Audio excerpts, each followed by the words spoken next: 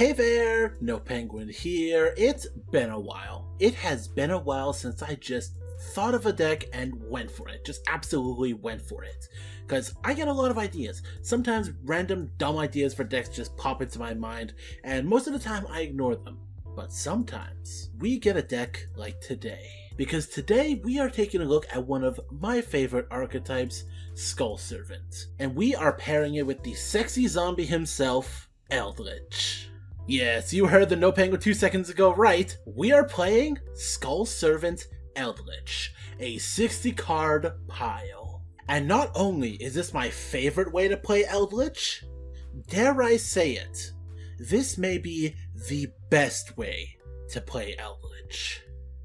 Maybe. Now obviously this is a 60 card Eldlich deck where I've put in the Skull Servant engine. Now the idea of this deck is Eldlich is really good at building strong boards, getting recursion, just really outgrinding the opponent, while the Skull Servant is really good at boosting up King of Skull Servants to attack for game. The idea here is while we're setting up our Eldlich board, we're getting a bunch of Skull Servants into the graveyard while setting up our board turn 1.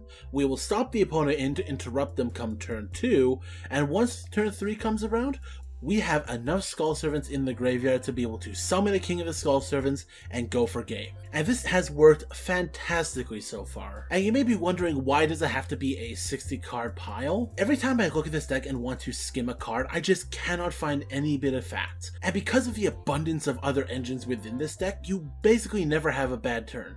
I am beyond excited to be bringing this deck to you. This is Servant Eldlich. Well, technically it's Servant Eldlich Assault Mode Adventurer's Souls, but Servant Eldlich just sounds better. But with that, let's get into the card by card. First, we have 2 Skull Servant, 2 Lady in White, and 3 White Prince, who once into the graveyard can send both of the prior 2 to the graveyard as well. It can also banish itself and 2 Skull Servant cards from the graveyard to summon the King of the Skull Servants from the deck. But enough about this cuck. Here is the best card in the deck, White Baking. When this hits the graveyard, you get to add 2 Skull Servant cards to your hand and then discard one of them. That way, when White Baking hits the graveyard, you can add your White Prince and King of the Skull Servants and then discard the Prince. This card can make some amazing burst plays, set up your graveyard, and give you the King of the Skull Servant right to your hand. I love it. Konami, please print more like this. And then one of our 2 main boss monsters, we have King of the Skull Servants. For every Skull Servant card in the graveyard, it gains 1000 attack. Big boy, big attack. And then we have Whitemare. Sometimes we already have the King of Skull Servants in hand, so we add Whitemare instead, as Whitemare allows us to do some pretty fun things. Then we have 2 of the boy, Eldlich the Golden Lord. God, is he sexy. Now on to one of our many engines we play in this deck. We have triple Reflector and 1 Assault Beast. For those of you who don't know, once we summon Reflector, we can basically get off any level 8 synchro that we want from the extra deck, which is very good for this deck for reasons you'll see. Then the adventure line, we have triple Water Enchantress and Griffin Rider. We really don't need our normal summon effect outside of Reflector, but we have Emergency Teleport for the Reflector, so there's really not a lot of issues about activating Riot Armaseer within this deck. It's just amazing. Then we have triple Ash Blossom, 1 Fairy Tale Snow, 1 Jet Synchron, 1 Destrudo, the Lost Dragon's Frisian. Now you may have already noticed we do not have a single level 7 synchro within the extra deck. This is literally just here as a Hulk enabler. Then the Souls line, 2 Magician Souls and 2 Illusion of Chaos. We add a lot of spell and trap cards to the hand, including Assault Mode Activate, and Magician Souls just makes every dead card advantage, advantage, advantage. It being a level 1 also insanely helps with synergy. Onto the spells, we have our Adventurer package, triple Rite of Armaseer, 1 Fateful Adventure and 1 Draco back. Don't need to explain anything here, pretty self-explanatory. Triple Cursed Eldland, pretty self-explanatory, don't need to explain. Triple Emergency Teleport. We always want to summon the Reflector off Emergency Teleport if we have the chance to. That way you can activate both its effect and the Rite of Armaseer within the same turn and have no conflict. Then we have 1 for 1. Half the decks are level 1s and all of them really love getting summoned out. 2 Performapal Pop-Up. This is a really interesting card and probably the biggest Ash Magnet in the entire deck.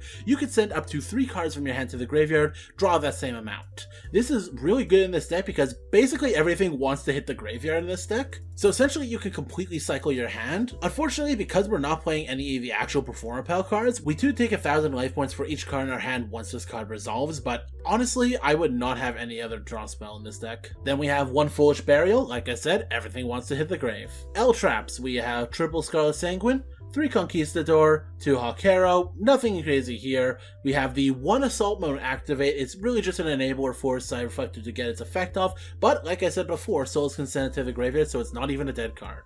Then we have triple Infinite Impermanence. Onto the extra deck. We have Relinquished Anima and Linkuriboh, just ways to get our level 1 monsters off the field, most importantly White Baking. 1 Halka Fibrex, 1 Dark, 1 Selene, 1 Unicorn, 1 Appaloosa, 1 Access Code Talker, and for an Xyz play, we have Lyrilisk Assembled Nightingale. Any 2 level 1s make this, which can make Zeus. Finally, our Synchros. Now, you may have already seen it, we are playing the King Calamity's line because we can absolutely go into it no problem. 2 Formula Synchron, 1 Chaos Ruler, 1 Hotbed Archfiend, and 1 Archfiend King Calamity. Of course, Chaos Ruler is the summon of choice off of Side Reflector. This does so much for the deck. Like I mentioned, again, everything wants to hit the graveyard in this deck. So being able to essentially mill 5 cards off the top of the deck, filling up our graveyard, adding a card to the hand, and then if we have an additional tuner in play, we could go into the King Calamity's line on top of everything else we are gaining advantage to, on top of all the Eldlich plays, on top of the Adventurer line. This is insane and I love this deck. And in the side deck you can see all the cards that I thought about playing but could not find the room. Believe it or not, this 60 card list is so tight I couldn't find lists for literally any of these, not even a Call by the Grave. But enough of me talking about it. I don't want to tell you how good this is, I want to show you. Let's get into the replays.